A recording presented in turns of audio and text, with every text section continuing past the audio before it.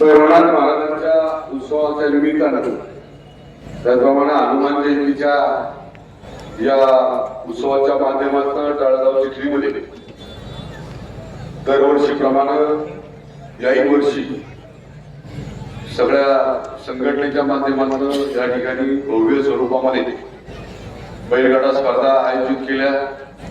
त्याला उपस्थित असलेले सगळे गावचे ग्रामस्थ, या निमित्तानं आवर्जून आलेले सगळे बैलगाडा मालक, बैलगाडा शौकी, सगळे आलावसन मंडळी, सगळे पत्रकार,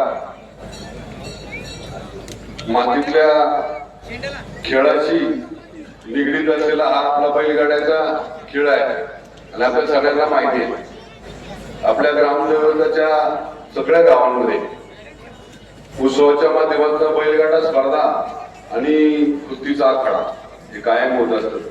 त्यामुळे या मातीच्या निगडीत असलेल्या सर्व खेळांमध्ये किंवा या परंपरेमध्ये मी कायम आपल्या सगळ्यांच्या बरोबर आहे हे या निमित्तानं विश्वासानं सांगतो।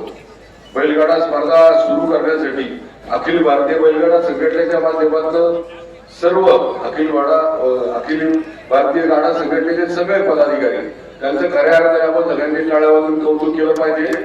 त्याच्यामुळं आज आपण सुप्रीम कोर्टात ती केस जिंकलो, राज्य सरकारच्या माध्यमातून मुख्यमंत्री म्हणून या केसचा पूर्ण खर्च करण्याचं धाडस फक्त मुख्यमंत्री देवेंद्र भाऊ यांनी केलं। त्यामुळं आज या केसमध्ये जो पण काही खर्च झाला तो सरकारच्या माध्यमातून मुख्यमंत्री देवेंद्र भाऊ यांनी केला।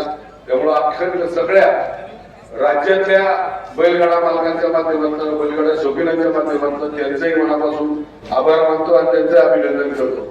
जसं आता नानांनी किंवा संघटनेच्या चिखली ग्रामस्थांच्या सगळ्याच लोकांची मागणी आहे की हे जे गायला नाही हे आमच्या ग्रामोत्सवाच्या निमित्तानं किंवा बैलगाडा स्पर्धा असेल, कुस्ती स्पर्धा आखाडा असेल किंवा अन्य जे पण काही उत्सवाचे पारंपरिक कार्यक्रम आहे त्याच्यासाठी जागा मिळवण्यासाठी सगळेच ग्रामस्थ या ठिकाणी प्रयत्न करतायत। मी या निमित्तानं सगळ्यांना विश्वास देतो। आता आपले सगळे नगरसेवक या ठिकाणी आहेत, चिखलीतले सगळे ग्रामस्थ आहेत, सगळ्यांच्या माध्यमातून मी सुद्धा त्या ठिकाणी मला वाटतं निवडणुकीच्या अगोदरच्या संदर्भातली बरीचशी काही प्रक्रिया पुढे गेलेली आहे।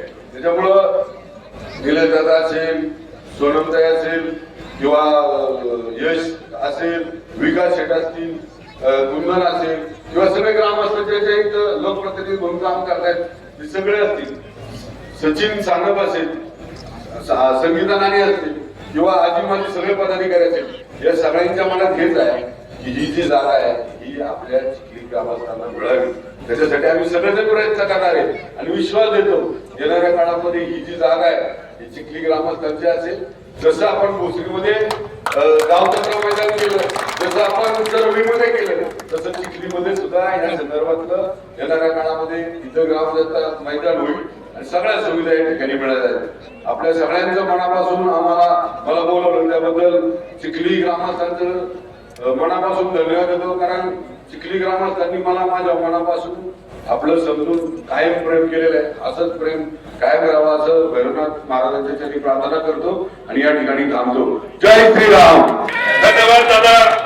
सरकारचं मार्गदर्शन या ठिकाणी आपण केलंय।